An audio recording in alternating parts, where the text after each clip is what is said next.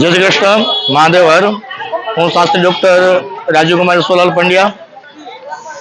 आज पंचायत चौक अंदर घोघला गाम अंदर अमरा यजमान श्री गंगा स्वरूप जिग्नेशाबेन जिग्नेश सोलंकी एमना सोलंकी परिवार समस्त पितरों मोक्षार्थे श्रीमद भागवत सप्ताह ज्ञान यज्ञ आयोजन करवामां आवेलुं हतुं।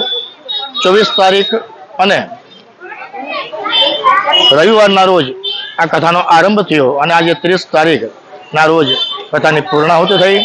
तेमां व्यासपीठ पर शैलेष दादा जोशी सिंबरवाड़ा बिराजी और कथा मधुर रसपान कराव्युं और बहोળી संख्या में घोघलादेवनी जनताए आ धार्मिक कथा लाभ लीधो और बधा पावन थया।